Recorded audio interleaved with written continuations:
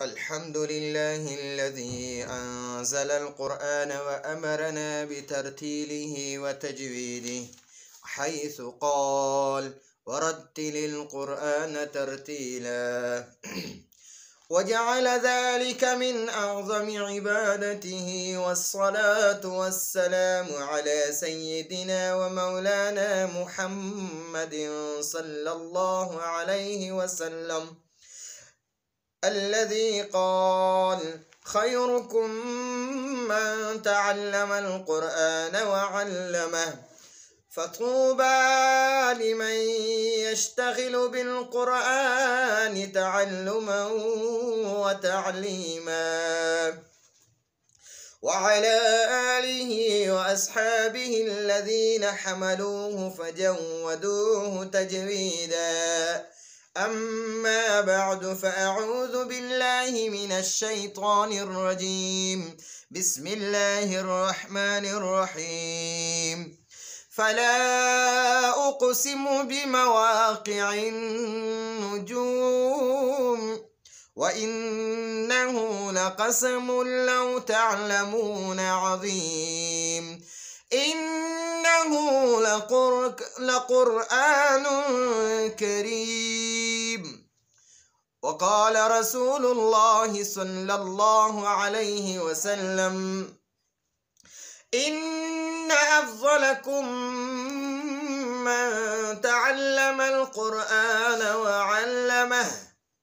أو كما قال صلى الله عليه وسلم. محترم سامعين او ناظرین، الله سبحانه وتعالی قرآن پاک د ټولو کتابونو مجموعه را لېږلې دنیا ته، او دا ټول کتابونو تذکره الله پاک په قرآن پاک کې کړې ده، او قرآن پاک د الله پاک اخري کتاب دی. قرآن پاک الله پاک په عربی کې نازل کړي، او چې څنګه الله پاک په عربی کې نازل کړي دی، هم هغه شان په عربی کې د دې د تلاوت کولو الله سبحانه وتعالی مطالبه هم کړې ده. نبی علیہ الصلوۃ والسلام فرمایي: ان الله يحب ان يقرأ القرآن كما انزل. الله جل جلاله هغه خلک ډیر زیات محبوب دي، یعنی هغه خلکو سره الله پاک ډیره زیاته مینه کوي، ډیر محبت ورسره کوي چې د قرآن تلاوت داسې کوي څنګه چې قرآن پاک نازل شوی دی. نو د قرآن پاک چې څنګه نازل شوی دی، هغه شان د تلاوت کولو دپاره د تجوید ضرورت دی، او د تجوید په باره کې زمونږ دا کلاسونه شروع دي. نو اوس زمونږ تختی نمبر 1 شوی وه د اظهار القرآن چې کومه قاعده ده، دې قاعدې ته وګورئ. اظهار القرآن د دې قاعدې نوم دی، او دا قاعده چې ده بهترین قاعده ده. دې کې د تجوید ټول قواعدو مجموعه ده، ټول قواعد د تجوید په دې قاعده کې راغون کړي دي، او ډیره اعلی ترین قاعده ده، خو چې په صحیح طریقه باندې وویلی شي. نو انشاءالله په هغه طریقې باندې ما شروع کړې ده، په کومه طریقې چې مونږ د خپلو استادانو نه ویلې ده. نو انشاءالله العزیز نن به مونږ په تختی نمبر 2 کې سبق نمبر 2 وایو. په تختی نمبر 2 کې مونږ سبق نمبر 1 ویلو، په تختی نمبر 2 کې دا ګورئ، د قاعدې ته ګورئ. تختی نمبر دا وه مونږ سره تختی نمبر 2. په دې تختی نمبر 2 کې مونږ سبق نمبر 1 ویلې وه بله ورځ، او دا ټول حروف، دا ټول مخارج ما تاسو ته د مخارجو په ترتیب باندې وي. عمده ټول عمده 29 حروف دي، دا کوم حروف تهجی چې ده دا ټول 29 په دې تختۍ کې ده، دا مجموعه ده. ټیک شوه. خو دا مونږ د مخارجو په ترتیب باندې وي. اول هم حروف تهجی ویلو، د حروف تهجی په ترتیب، او مخارج هم 17 ویلو د حروف تهجی په ترتیب، او نن هم بیا د هغې نه پس هم د حروف همدغه حروف تهجی مو ویله د مخارجو په ترتیب باندې، مخرج نمبر 1 2 3 4 5 6 داسې تر 17 پورې. ټیک شوه. ها، نن به په دې تختی نمبر 2 کې سبق نمبر 2 وایو. تختی نمبر 2 سبق نمبر 2، تختی نمبر 2 سبق نمبر 2. نو پر سبق نمبر 2 کې به نن مونږه ډک حروف وایو چې په ډکه خوله باندې ادا کیږي. هغه کم دي، نو دې ته غور کوئ. اول پکې دی خو، دا به ډک وایو. ټیک شوه. صاد په ډکه خوله به وایو. دې نه پس بیا ګورئ، ضاد ضاد ډک په وایو طو طو طو ضو ضو ضو غين غين غين قاف قاف قاف ګورئ اوس دا ډک حروف دي اوه حروف دي دا به ضرور یادوئ دا به په یاده باندې یادوئ د دې ډکو حروفو فایده دا ده چې مخکې انشاءالله مونږ ته کمې قاعدې د تجوید را روانې دي دا ډک حروف ته به مونږ ته په هغه قاعدو کې کار راکوي مدد به راله راکوي که دلته کې مونږ دا ډک حروف زده نه کړه نو بیا مونږ په مخکې قاعدو کې سبقونه د دې د وجې نه نشو ویلی ځکه مونږ ته به ډک حروف نه معلوم نو مونږ ته به څه پته لګي چې دا ډک حروف دي او دا باریک حروف دي یعنی د ډکو مطلب پر حروف پر په ډکه خوله ویل کېږي دا یعنی اواز پکې داسې موټا غونته کې وي خو صاد ضاد طا ظا غین قاف د دې مجموعه ده ګوره دا دواړه یو ځای کا خصه خصه خصه ضغ دا ضاد او غین دا یو ځای کا ضغ او طوا ورسره یو ځای کا ضغطن ضغطن ضغطن او دا قاف او ضا یو ځای کا قذ قذ خصه ضغطن قذ خصه ضغطن قذ خصه ضغطن قذ دا ډک حروف په دې دریو د دې درې مجموعه جوړه کا د دې دواړو مجموعه جوړه کا خصه او د دې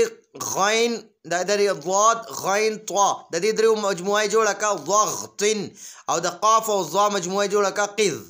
خصه ضغطن قذ دا ډک حروف دي دا به انشاءالله مخکې مونږ ته په سبقونو کې فایده راکوي او دا به زمونږ مدد کوي که دا هم نه یاد کړي بیا به راته مشکل وي نو دا زمونږ د نننۍ ورځې سبق او دا په تختی نمبر 2 کې سبق نمبر 1 مونږ ویلو دا پکې سبق نمبر 2 دی په دې تختی نمبر 2 کې درې سبق دي 1 نمبر سبق هم ویلو او 2 نمبر سبق هم نن وی ان شاء الله آینده درس کې به مونږ د تختی نمبر 2 3 نمبر سبق وایو هذا هو المرام والله اعلم بحقيقة الكلام سبحان ربك رب العزة عما يصفون وسلام على المرسلين والحمد لله رب العالمين الحمد لله الذي أنزل القرآن وأمرنا بترتيله وتجويده حيث قال ورتل القرآن ترتيلا وجعل ذلك من أعظم عبادته والصلاة والسلام على سيدنا ومولانا محمد صلى الله عليه وسلم الذي قال خيركم من تعلم القرآن وعلمه فطوبى لمن يشتغل بالقرآن تعلما وتعليما وعلى آله وأصحابه الذين حملوه فجودوه تجويدا أما بعد فأعوذ بالله من الشيطان الرجيم بسم الله الرحمن الرحيم فلا أقسم بمواقع النجوم وإنه لقسم لو تعلمون عظيم إنه لقرآن كريم وقال رسول الله صلى الله عليه وسلم إن أفضلكم من تعلم القرآن وعلمه أو كما قال صلى الله عليه وسلم محترم سامعين او ناظرین الله سبحانه وتعالى قرآن پاک د ټولو کتابونو مجموعه را لېږلې دنیا ته او دا ټول کتابونو تذکره الله پاک په قرآن پاک کې کړې ده او قرآن پاک د الله پاک اخیری کتاب دی قرآن پاک الله پاک په عربی کې نازل کړي او چې څنګه الله پاک په عربی کې نازل کړي دی هم هغه شان په عربی کې د دې د تلاوت کولو الله سبحانه وتعالی مطالبه هم کړې ده نبی علیہ الصلوۃ والسلام فرمایي ان الله يحب ان يقرأ القرآن كما انزل الله جل جلاله هغه خلک ډیر زیات محبوب دي یعنی هغه خلکو سره الله پاک ډیر زیات مینه کوي ډیر محبت ور سره کوي چې د قرآن تلاوت داسې کوي څنګه چې قرآن پاک نازل شوی دی نو د قرآن پاک چې څنګه نازل شوی دی هغه شان د تلاوت کولو دپاره د تجوید ضرورت دی او د تجوید په باره کې زمونږ دا کلاسونه شروع دي نو اوس زمونږ تختی نمبر 1 شوی وه د اظهار القرآن چې کومه قاعده ده دې قاعدې ته وګورئ اظهار القرآن د دې قاعدې نوم دی او دا قاعده چې ده بهترین قاعده ده دې کې د تجوید ټول قواعدو مجموعه ده ټول قواعد د تجوید په دې قاعده کې راغون شوي دي راغون کړي دي او ډیره اعلی ترین قاعده ده خو چې په صحیح طریقه باندې وویلی شي نو انشاءالله په هغه طریقې باندې ما شروع کړې ده په کومه طریقې چې مونږ د خپلو استادانو نه ویلې ده نو انشاءالله العزیز نن به مونږ په تختی نمبر 2 کې سبق نمبر 2 وایو په تختی نمبر 2 کې مونږ سبق نمبر 1 ویلو په تختی نمبر 2 کې دا ګورئ د قاعدې ته ګورئ تختی نمبر دا وا مونږ سره تختی نمبر 2 په دې تختی نمبر 2 کې مونږ سبق نمبر 1 ویلې و بل ورځ او دا ټول حروف دا ټول مخارج ما تاسو ته د مخارجو په ترتیب باندې وي عمده ټول عمده 29 حروف دي دا کوم حروف تهجی چې دا ټول 29 په دې تختې کې دا مجموعه ده ټیک شو خدا مونږه د مخارجو په ترتیب باندې وي اولم حروف تهجی ویلو د حروف تهجی په ترتیب مخارج هم 17 ویلو د حروف تهجی په ترتیب او نن بیا دا غینه پسم د حروف عمدقه حروف تهجی مو ویله د مخارجو په ترتیب باندې مخرج نمبر 1 2 3 4 5 6 داسې تر 17 پورې ټیک شو ها نن به په دې تختی نمبر 2 کې سبق نمبر 2 وایو تختی نمبر 2 سبق نمبر 2 تختی نمبر 2 سبق نمبر 2 نو پر سبق نمبر 2 کې بنن مونږه ډک حروف وایو چې په کم په ډکه خوله باندې ادا کیږي هغه کم دي نو دې ته غور کوئ اول پکې دی خو دا به ډک وایو ټیک شو صاد په ډکه خوله به وایو دې نه پس بیا ګورئ ضاد ډک به وایو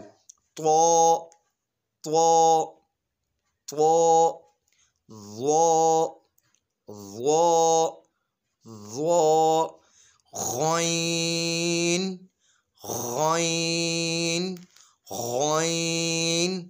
قاف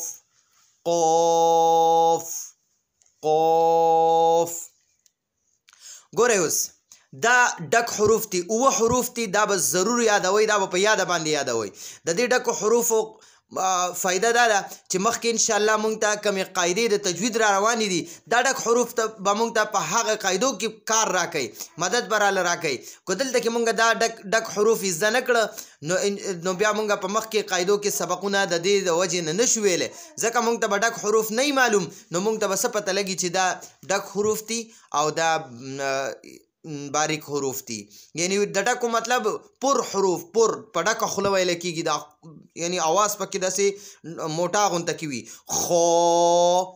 صاد ضاد غین قاف د دې مجموعه ده ګوره دا دواړه یو ځای کا خصه ضغ دا ضاد او غین دا یو ځای کا ضغ او طوا ورسره یو ځای کا ضغطن او دا قاف او ضا یو ځای کا قذ خصه ضغطن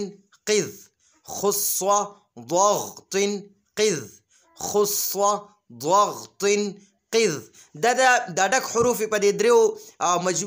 درې مجموعه جوړه کا د دې دواړو مجموعه جوړه کا خصه او د دې غین د دې ضاد غین طا د دې درو مجموعه جوړه کا ضغط او د قاف او ظا مجموعه جوړه کا قذ خص ضغط قذ دا ډک حروف دي دا به ان شاء الله مخکې مونږ ته په سبقونو کې فائدہ راکوي او دا به زمونږ مدد کوي که دا هم نه یاد کړي بیا به راته مشکل وي نو دا زمونږ د نننۍ ورځې سبق او دا په تختی نمبر 2 کې سبق نمبر 1 مونږ ویلو دا پکې سبق نمبر 2 دی په دې تختی نمبر 2 کې درې سبق دي 1 نمبر سبق هم ویلو او 2 نمبر سبق هم نن وی ان شاء الله آینده درس کې به مونږ د تختی نمبر 2 3 نمبر سبق وایو هذا هو المرام والله اعلم بحقيقة الكلام سبحان ربك رب العزة عما يصفون وسلام على المرسلين والحمد لله رب العالمين